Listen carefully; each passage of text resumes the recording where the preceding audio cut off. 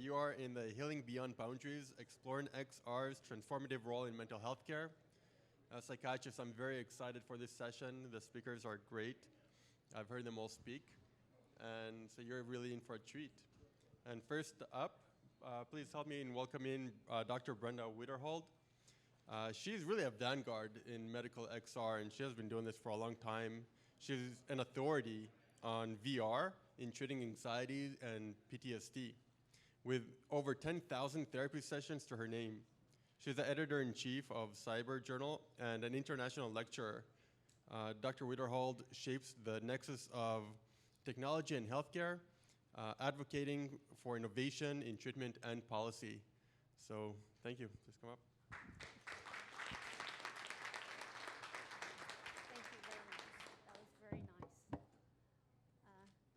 I appreciate that nice introduction from Omer, and now I have a lot to live up to. But it's great to see everybody again this year, and I'm glad he mentioned policy because I switched some of my talk to talk about policy because I usually just talk about clinician things, but I thought, no, we need to look at the policy things as well. So just a few things for you this morning or this afternoon on the global reach of hybrid VR. And COVID really was the impetus for more people starting to look at this hybrid model. Now we see a lot of people staying with that model because of the new technologies, the new softwares that are coming online, plus our patients speaking out and saying they want it. They want to be able to have that option. We started using virtual reality and biofeedback in the 1990s, doing everything in the clinic except sending paper copies of worksheets home with the patients and audio cassettes. So we've come a long way since then. In the 2010s, a lot of us started using simple non-immersive tools or immersive tools like the Google Cardboard with patients at home. And now we've moved to full-on wireless headsets in the home, and I can now see a patient over the internet in a HIPAA-compliant portal and have them sitting at their home with a wireless headset. I can order up different things for them to go through for chronic pain, for phobias, for PTSD and other disorders. And I can, with the new technologies, have them get real-time physiological data so we can do things like track interbeat interval and then look at the heart rate variability for those patients. So we're not just saying, how do you feel today, but we're actually being able to know how they're doing in that and track their therapy progression. What are some of the advantages? They're pretty obvious when you think about it. It's anytime, anywhere. It doesn't matter where the patient is located. I still am licensed in Brussels, Belgium, where I lived for 12 years. And I can see that patient. They can have wireless monitors on them. They can have a wireless headset. And I can be sitting in San Diego, where I live now. So it allows me to see more patients and to help more patients around the world. It's also convenient and easy. A lot of patients need to do childcare, and they're not able to do that and come to therapy regularly. So we have this option for them now. Now, post-COVID, telehealth has dropped some for all the healthcare conditions, except for telemental health. A lot of mental health patients are still wanting to do their treatment online. So we have that option for them now. And because there are so many established platforms, we can actually do tele-VR much easier than we could before. This is one of the policy and payor situations that we do still need to deal with to get wider implementation and adoption. There are some companies that are still saying that VR is investigational. And we know from Cochrane reports that VR has been reported to be very, very good at treating certain disorders. We also know that CMS has created a new code for one of the VR companies' combined hardware and software platforms. They're able to ship that to the patient's home. The patient does 8 weeks of treatment, sends it back, and they're getting really good results. There's also some codes that CMS has adopted for demonstration only. Those codes are actually not being reimbursed right now, the level 3 codes, but the more we use them and the more they see that people value those, they are hoping to come up with different reimbursement codes instead of just having us get paid the same as people that have 2 chairs in their office and do talk therapy. So it should be an incentive for some people to join the pack and start using the technologies that we know work well. One of the things that behavioral health has to do better, and this is not policy or payors, but it's actually the practitioners, we need to start using more measurement-based care.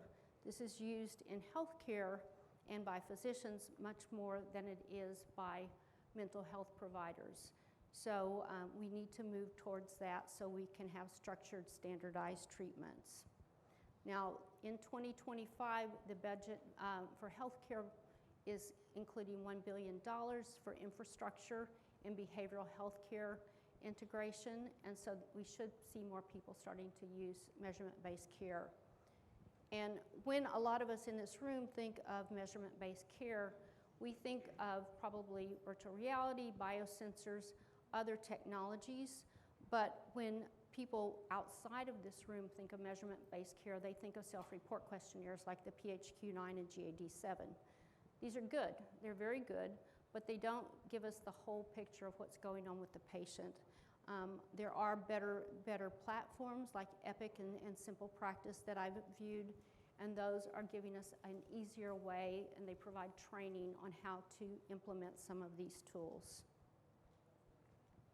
Licensing is also an issue we're having as we go to hybrid care and see people anytime, anywhere.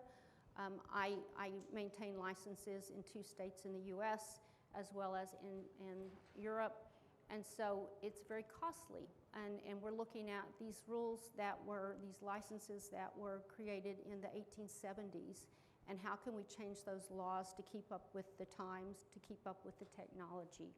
So the state and US government is looking at how we can do that. The different states have lots of different laws for their licensing. They changed a lot during COVID, and they've now gone back to pre-COVID levels.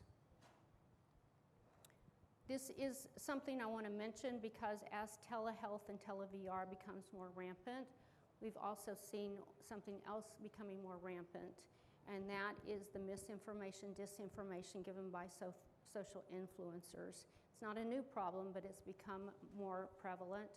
And so the Chan School at Harvard is actually, they've got a program now, so they're helping to tackle the misinformation. The US government also has a great website that you can go to so that we have more informed consumers, and instead of giving these patients false hope by saying certain treatments work when they don't, they can actually go to valid sources and look up those treatments. We've also started adding our voices to this. These are a few examples of things I've been involved in the last few years. One of the most recent things, though, was Dr. Spiegel led a team that looked at standards and guidelines that's published in JMXR by Marianne Liebert, which he is the editor-in-chief of, and that's available to read freely. I was involved also in a 2021 SWOT analysis led by our colleagues in Sweden, and a 2022 standards paper led by our colleagues in the Netherlands. So it's a worldwide issue, and we're all looking at this. How do we do this ethically with good standards, good guidelines as we move to hybrid care? I also was involved in a couple of studies. One that was sponsored by Meta was in late 2023. It was put in the Economist Impact, so that's available online for free to read, and it's looking at some of the challenges we're having to make this more equitable, so more diverse, more equitable as we have hybrid care. And then a study that was commissioned by the EU, me and my colleagues from 5 different countries looked at the challenges and opportunities for this. So some of the practical issues for people getting started in hybrid VR. Which headset to use? It kind of depends. Some headsets are more popular, more available in Europe. Some are more popular and available in the US. So we want to see, where are you treating most of your patients at? And then going to a whole nother level is our new kid in town, the spatial computing Apple Vision Pro. So is there enough content to get that yet? We'll have to let our patients and ourselves and other providers decide, but it's a great tool to have. And again, these are all tools. So as clinicians, we still need to have our clinical judgment, our clinical skill set, and not let the tools guide the therapy. That's just an interface so we can help our patients more effectively, more efficiently, and help more people no matter where they're located. Headsets have always been a problem. They are still a problem. One person's software, so one vendor's software doesn't work with another vendor's software, so you need quite a few headsets sometimes, different clinician portals and platforms. Sometimes headsets go out of business. There's been several companies go out of business. Also, models go out. They quit supporting those models, and sometimes coding needs to be done, which is an expensive thing to do. Wearable sensors is really the person that gets the gold star today, though. We have very inexpensive sensors that can give us objective data, and we have very expensive sensors that can give us objective data. And this is allowing, again, just another platform for telling people how they're doing, letting them be empowered during their treatment. Also, a lot more companies have started offering home VR. These are just a few of those companies, not a full list, and this is mental health only. And then we have, I put plus 50, there's probably plus 100 more. But there's quite a few companies out there. It depends on your patient population, what you're comfortable with, and what they've done to validate their software. I would suggest, I've tried companies that I work with and that I provide treatment for my patients with. I don't give my patients anything that I haven't bug tested myself. So I think that is a responsible thing to do as a clinician. Now, all of you have probably seen this before, but I think it bears showing again. Listen to my patients.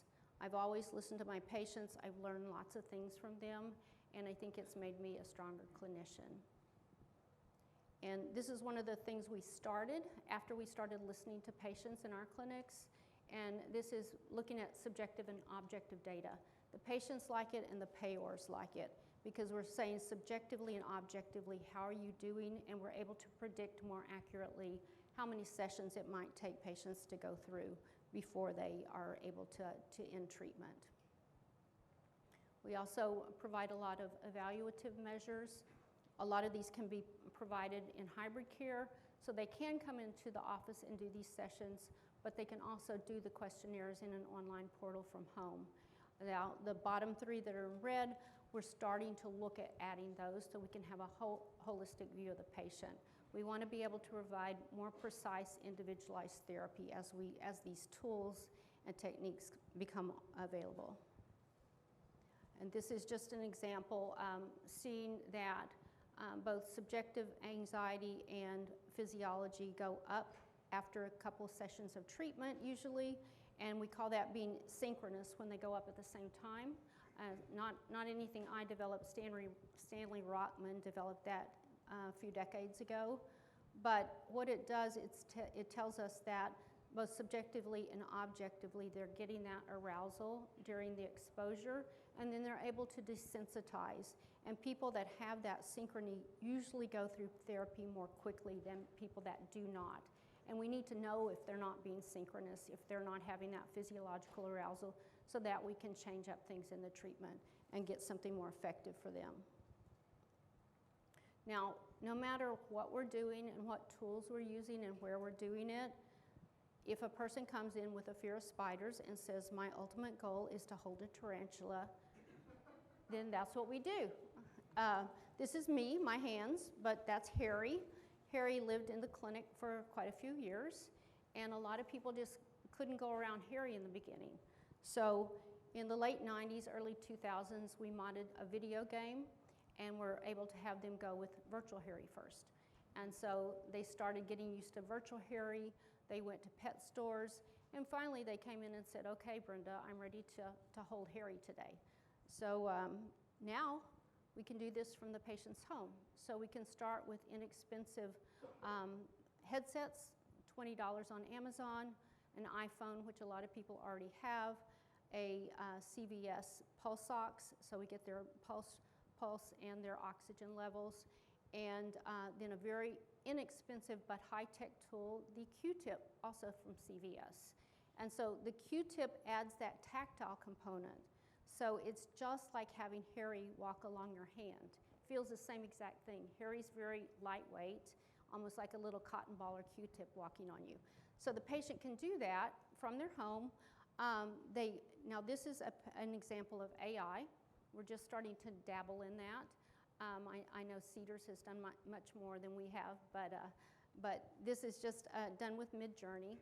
And what we did was have the patient tell us, what do you miss the most now that you have a phobia of spiders?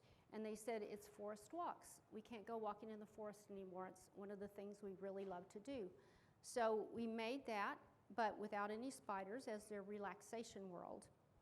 Then we made some images based on what they told us. And we had them go through traditional virtual reality first, did their physiological monitoring, used cognitive reframing, breathing retraining, taught them all the skills.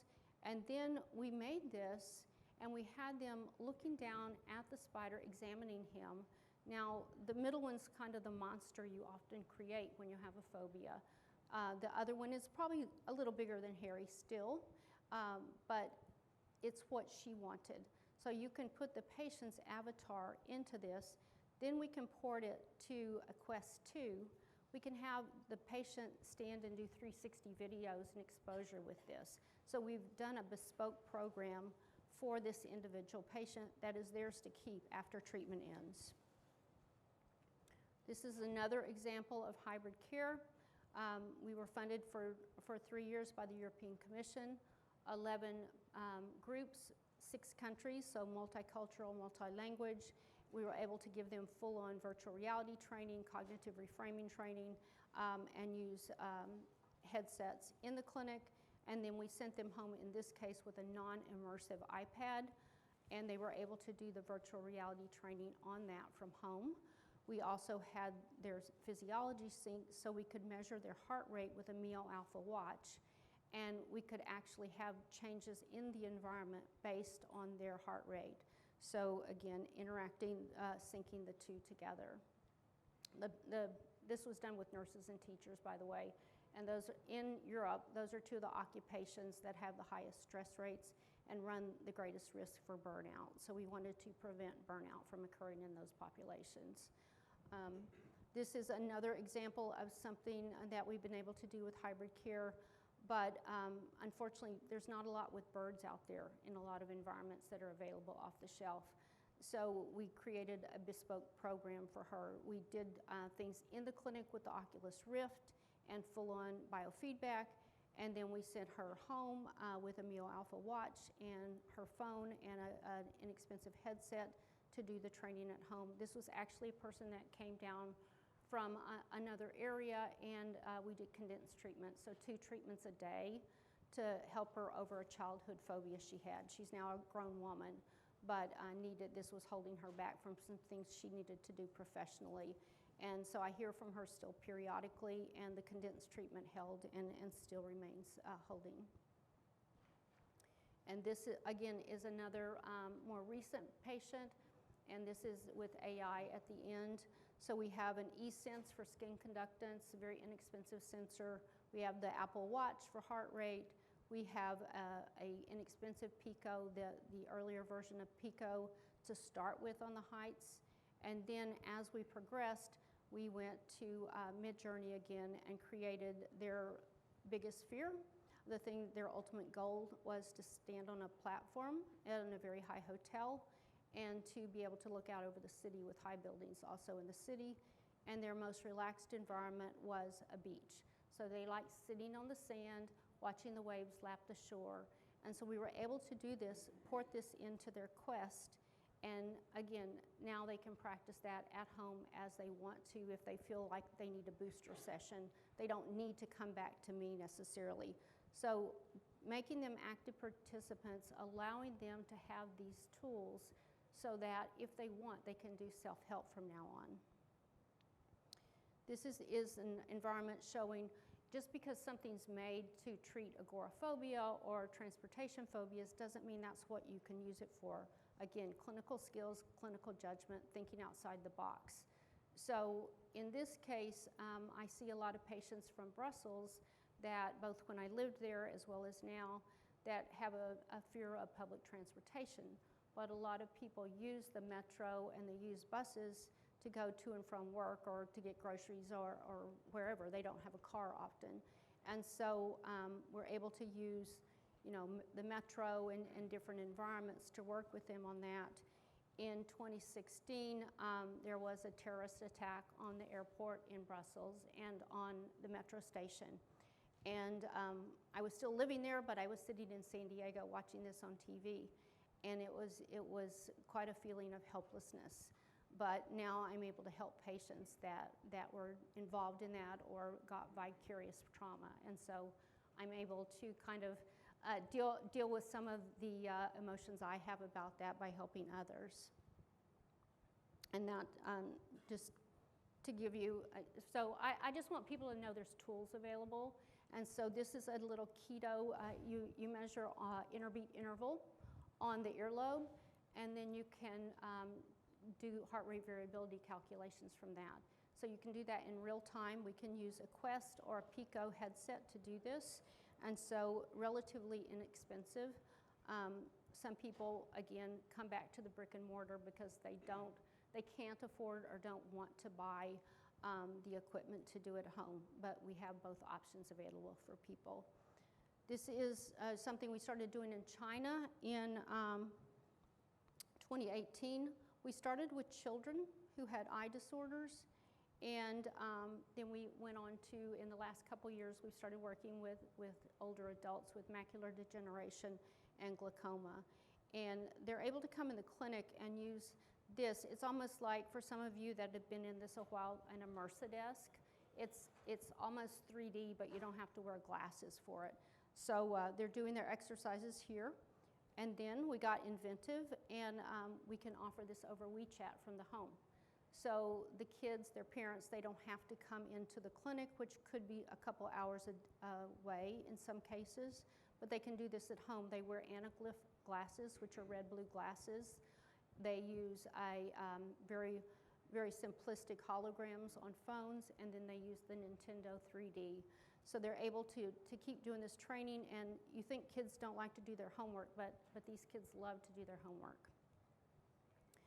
An update from last year, when COVID hit, my colleagues in Milan, Giuseppe Riva and Luca Bernadelli, decided they wanted to work on a project to help as many people as they could. I joined with them, and we developed a world. It's called Secret Garden. It's a Japanese garden, and you walk through it on a fixed path. It's in 18 languages. It's the audio recording does not mention COVID. So the protocol we had developed during COVID was COVID related. It was compassion therapy, but you don't have to use that now. We use it in clinic with our patients. We use it at home with our patients. And again, $20 headset, and you can use it immersively, or you can use it non-immersively on your phone, which a lot of my flying patients do. They just put it on their phone, they put their earbuds in and listen to it on the plane and relax. We validated it in 5 countries, 4 in Europe, and then in Iran as well. And it's working well, post-COVID and hybrid care. And I'm on the medical staff at Scripps Clinic in La Jolla, and it's one of the resources that we have for our inpatients or our outpatients medical-wide. So it doesn't matter if you're a psychologist, psychiatrist, or a medical doctor. You can use that as one of the resources to help your patients in a very inexpensive way. And we get a lot of international people at Scripps, so we're able to offer it in their own language. A couple last slides, and wow, okay, I have 55 seconds left. This is great. I heard somebody had 222 slides this morning or something crazy like that, and they were able to finish on time. So bravo, I'm very proud of you, whoever you are. I'm the editor-in-chief of Cyber-Psychology, Behavior, and Social Networking, published by Marianne Liebert in New York. We're in our 27th year, and we look at the impact of social media, social networking on individual behavior and societal relationships. So that's positive and negative effects. And then we look at how new technologies like digital therapeutics, like virtual reality, can be used for training, treatment, education, and prediction and prevention. And we've had some special issues over the past year, in addition to our regular issues, on virtual reality, on metaverse, and on bad behaving on the internet, in this case, hate speech. We have one coming up in a couple months on virtual education, medical education, and then at the end of the year, early next year, we have Dr. Susan Persky, who's speaking here, guest editing along with Dr. Brenda Curtis from NIDA, a one on promoting health equity in digital health. So we're excited about that. Finally, the conference that goes along with the journal, it's in its 27th year. We started that quite a while ago under the nonprofit, and it's being co-hosted and co-organized by Arizona State University, Professor Thomas Parsons, and will be in Tempe in September. If you're interested in the behavioral health portion of virtual reality, or if you're interested in social networking, I'd love to have you join us there. So thank you very much for your time. I look forward to talking to you for the rest of the conference and beyond. I appreciate having the opportunity to be here again this year.